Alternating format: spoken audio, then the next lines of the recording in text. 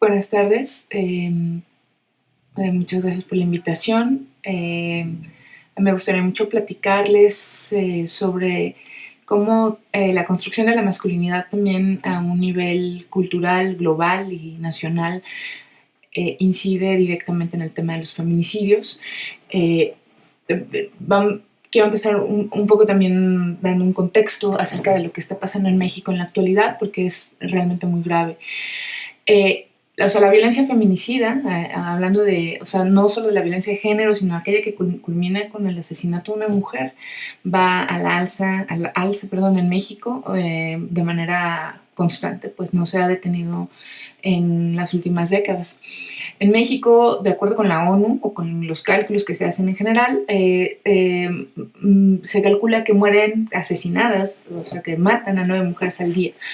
Esto en 2018. Las organizaciones que se dedican a hacer conteos y a llevar, digamos, a dar seguimiento a este fenómeno, hablan de que ya en 2019, lo que va, en este primer trimestre de 2019, la cifra estaría redondeándose a 10 mujeres al día.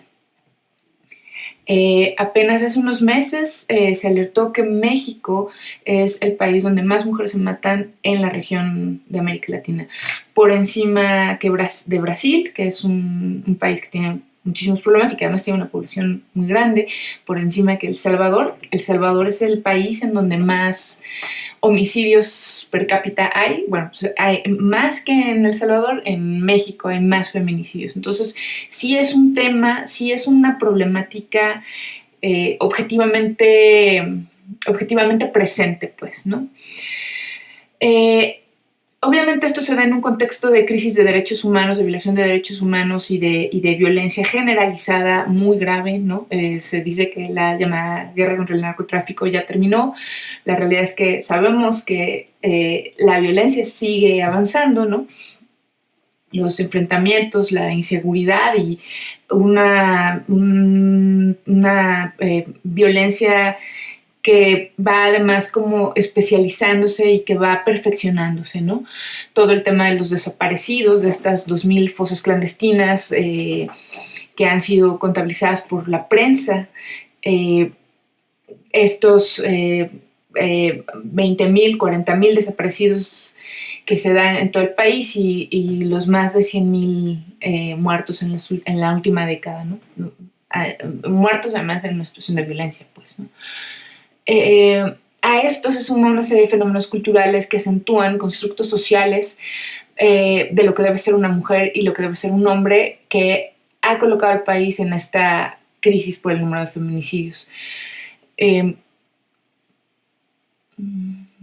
ese sentido, a mí me gustaría situar el feminicidio en México en medio de dos tensiones. Uno, este constructo social, que es muy diverso según la región. No es lo mismo ser mujer en el norte del país que en el sur. Las mujeres en el norte del país son sujetas a violencias muy distintas que las que se dan en el sur en muchas ocasiones. Y por el otro lado, esta situación de crisis de derechos humanos, ¿no?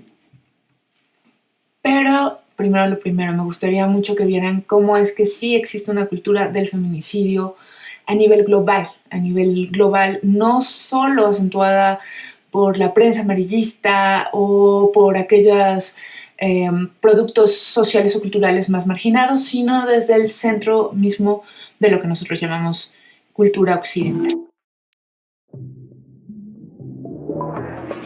We're doing like a dream world, this subconscious state where you're like a beautiful spirit and you're neither awake nor asleep.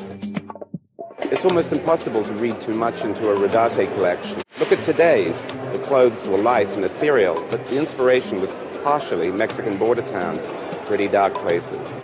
The idea of this transient landscape, immediately we made an analogy to the idea of sleepwalking, almost a dream state in between states. They kind of exist between both worlds. What was interesting for me was how to translate something that is very light and ephemeral, but the inspiration was almost darker. Bad things happen to women in the border towns that you were at. Yeah. So these women are the ghosts of the women that bad things happen to. I didn't think of it ever that way. But you can. I do. She does. It's interesting to do things that express things that aren't the things that people necessarily want to talk about. But for me personally, I think what's interesting about that culture is exactly what you're saying. Esta línea de ropa y maquillaje que sacaron de manera conjunta MAC y Rodarte, las firmas MAC y Rodarte, en 2010 finalmente fue eliminada debido a las quejas, a las protestas de varias expertas en moda y obviamente después se sumaron las madres de las mujeres, de las jóvenes asesinadas en Ciudad Juárez, y al final tuvieron que eliminar esta campaña. Vean nada más el color, los colores que se sugieren aquí, la sangre del desierto. Pero si esto hubiera sido un caso aislado, uno diría, bueno, estas chavas, estas diseñadoras enloquecieron, pero no es así, es un constructo social. Aquí tenemos feminicidio para vender zapatos a mujeres, feminicidio o tortura sexual para vender corbatas, violencia sexual para vender pantalones de mezclilla. De nuevo, la violencia sexual y esta idea de la violación masiva, pero también se aplica a otros cuerpos. En este caso es muy interesante, el que está siendo sometido es un varón, es decir, solo el hombre blanco heterosexual con muchísimo dinero que puede comprarse esos pantalones, puede someter y feminizar cualquier otro cuerpo. Es un tema muy interesante, pero el asunto es que estamos metidos en esta cultura, pues, ¿no? Y bueno, ahorita voy a presentar un caso que también merece muchísima atención, especial atención. Crean una violación en un autobús, unas fotos muy criticadas por su similitud con la muerte de Nirbhaya, una joven que en 2012 fue violada por varios hombres en un autobús. El célebre fotógrafo de Bombay hace una sesión de fotos con modelos para hacer dinero y promulga este macabro incidente. Es publicidad barata. El caso de Nirbhaya echó a la calle a miles de manifestantes para protestar por la falta de autoridad para garantizar la seguridad de las mujeres. Esto nos trae a la cabeza unos recuerdos horribles de la muerte de nuestra hija. No tiene derecho a jugar con los sentimientos de nadie. ¿Qué pretende mostrar a los jóvenes de la nación? Voy a apelar al Tribunal Supremo para que sea condenado. Las reacciones en las redes sociales no se han hecho esperar. No faltan idiotas, una sesión de fotos de moda inspirada en la violación de Nirbhaya. ¿Con qué seriedad nos tomamos la violación y la dignidad humana en este país? Hay arte y con más frecuencia hay basura llamada arte. Esta interpretación de la historia de Nirbhaya es... Acabo de ver una representación de la violación en grupo de Nirbhaya en Delhi. Asqueroso. Espero que se mueran de vergüenza. Cerdos insensibles. El fotógrafo se defiende. Asegura que es solo una forma de arrojar luz sobre el problema de las violaciones. Vivo en una sociedad donde a mi madre, a mi novia o a mi hermana les puede pasar también algo como esto. Ni la presión popular ni los defensores de los derechos humanos han logrado frenar esta lacra en la India, que ha aumentado en 2013 un 35%. Me gustaría mucho hacer como una suerte de ejercicio en donde pudiéramos ver las sentencias, por ejemplo, los procesos que se dan a nivel ministerios públicos, fiscalías, al momento, por ejemplo, de que una mujer denuncia violencia sexual o abuso sexual o cuando se presenta la muerte violenta de una mujer, bajo la luz de estas cosas que hemos visto, cómo está denaturalizado. ¿Qué quiere decir que para vender zapatos se utiliza el feminicidio? Quiere decir que de alguna manera la mujer está considerada como un objeto más, pues, o sea, no es un sujeto de derechos dentro de esta construcción social, y todos estamos metidos en esa construcción social. Y también están metidos los ministerios públicos, las familias, los jueces. Por eso es tan importante tener protocolos muy claros de actuación en los momentos de la muerte violenta de una mujer.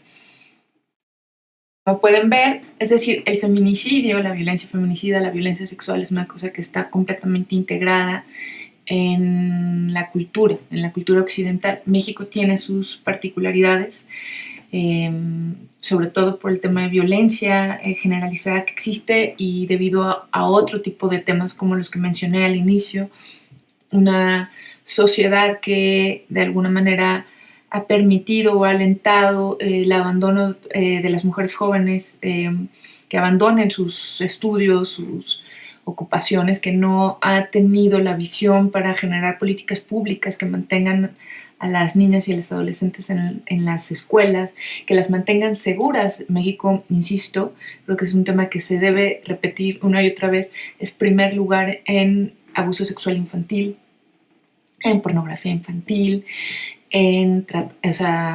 no recuerdo en estos momentos si es primer lugar en trata de personas, creo que no, pero está dentro de los primeros lugares, además como destino de turismo sexual.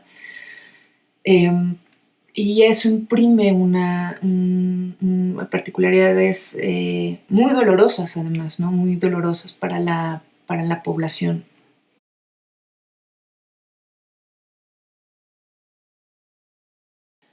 Bueno, ya para ir cerrando, me gustaría presentar algunas de las clasificaciones que se hacen para estudiar o para situar las distintas muertes de mujeres, muertes violentas, que se dan de acuerdo con quién es su agresor, en dónde es hallado el cuerpo, cuáles son los motivos del feminicidio. Hay que recordar que se trata de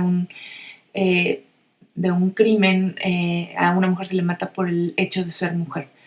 Entonces, esta definición, que puede parecer muy ambigua, ha dado paso a que muchos ministerios públicos o fiscalías descarten muchos asesinatos de mujeres alegando que no se trata de feminicidio, sino de homicidio calificado, ¿no? O el simple asesinato de una mujer. De ahí que la Suprema Corte de Justicia de la Nación haya determinado que toda muerte violenta de mujer debe investigarse por principio debe investigarse como feminicidio, porque detrás de muchos asesinatos o muertes violentas, por ejemplo, casos de suicidios, se esconde un feminicidio. Sobre los tipos de feminicidios, las estudiosas se han dedicado a clasificarlos. Se habla del feminicidio íntimo, por ejemplo, el caso quizás más claro es el caso de Mariana Lima, asesinada por su pareja, ¿no? Es cuando el hombre que es el asesino había tenido o tenía una relación o vínculo íntimo, ¿no? Una pareja, expareja, novio, exnovio. También se incluye en este caso a un supuesto amigo, ¿no? Es decir, Ana Carcedo y Montserrat Zagot dicen que el feminicidio íntimo es el asesinato de mujeres cometidos por hombres con quien la víctima tenía o tuvo una relación personal, familiar o de convivencia. El feminicidio no íntimo es aquel cometido por un hombre desconocido con quien la víctima no tenía ningún tipo de relación. El feminicidio infantil es aquel que se da cuando es el homicidio de una niña hasta los 14 años de edad. Ojo, aquí me interesa mucho que pensemos que se habla de hasta los 14 años de edad, porque en el imaginario mexicano las niñas de 14 años ya son señoritas y se les trata de una manera distinta. En realidad, una niña de 14 años es eso, una niña. Y de nuevo, culturalmente se considera que ya tendría toma de decisión de varias cosas, ¿no? El feminicidio familiar es aquel que se produce dentro del contexto de una relación de parentesco, por consanguinidad, por afinidad o adopción. El feminicidio por ocupaciones estigmatizadas típicamente es aquel, por ejemplo, los feminicidios de mujeres que ejercen el trabajo sexual. Aquí hay un gran estigma, ¿no? Entonces se considera que estas mujeres se lo buscaron, ¿no? Son malas mujeres que ocupan espacios proscritos y eso las pone en un mayor grado de vulnerabilidad. Se me ocurre, por ejemplo, el caso de Kenny Finola, esta chica venezolana que era escort, asesinada por su pareja, es decir, ahí se da esta cuestión del feminicidio íntimo, o su expareja, perdón, pero el fuerte estigma que ella tiene debido a que ella ejerce el trabajo sexual, ¿no? El feminicidio por conexión, es decir, por ejemplo, cuando una mujer es asesinada en la línea del fuego por un hombre que intenta o mata a otra mujer. Es decir, la amiga de la víctima primaria, ¿no? La madre de la víctima. Se me ocurre un caso reciente, el de Graciela, ¿no? Graciela Sol y su hija Graciela. El asesino mató a la que era su pareja, la hija universitaria, y en este esta línea de fuego, también es asesinada la mamá, ¿no? El femicidio por prostitución, es el asesinato de una mujer que ejerce la prostitución cometido por uno o varios hombres. Entran en esta tipología aquellos que son motivados por el odio y la misoginia. El feminicidio por trata también, ¿no? La muerte o el asesinato de una mujer que se produce en una situación de sometimiento o privación de la libertad por ser una mujer víctima en situación de trata. Aquí en el tema del feminicidio por prostitución hay que recordar todas las disciplinas. Hay varias estudiosas que mencionan que la prostitución en un 99.99% se trata de trata de personas, entonces a veces es muy difícil establecer la línea en qué momento una mujer se encuentra ejerciendo el servicio sexual, el trabajo sexual en una situación de libertad y en qué momento no. Hay quienes dicen que no hay manera de que una mujer se dedique al trabajo sexual en completa libertad. Entonces, pues habría que tomar siempre con mucho cuidado este tipo de clasificaciones, porque a veces es muy difícil establecer, a veces o casi siempre es muy difícil establecer en qué momento hay un estado de trabajo sexual en libertad, ¿no? El feminicidio por tráfico de personas, ¿no? En este caso, por ejemplo, México se ha convertido en un lugar letal para las mujeres migrantes. El 70% de ellas son agredidas sexualmente, muchas caen en redes de trata de personas, otras son orilladas por completo a ejercer el trabajo sexual y no con libertad, pero sino como la última manera de sobrevivir, ¿no? Y bueno, luego viene el feminicidio de mujeres transexuales, ¿no?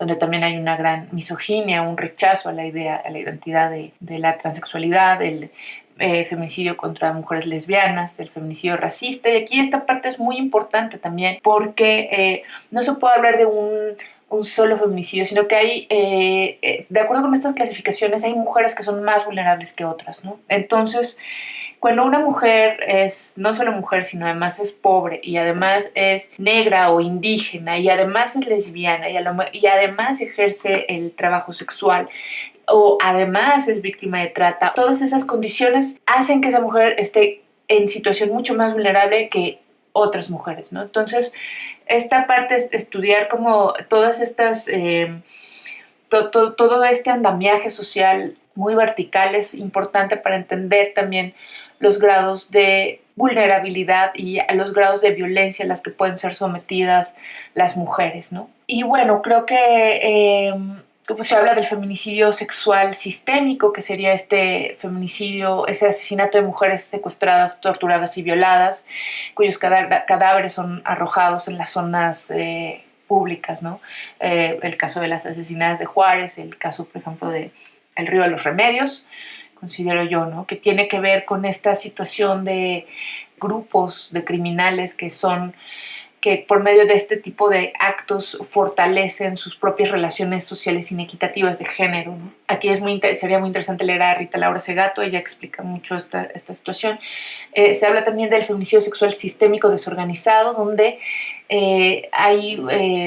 puede ocurrir una sola vez, puede ser un grupo primero y luego otro grupo, ¿no? Donde ya hay un estado también de mucho caos social. Y bueno, pues yo con esto creo que me gustaría terminar, solo recordando que el feminicidio siempre es la culminación de una serie de violencias previas, ¿no? En el contexto de una sociedad profundamente misógina e inequitativa.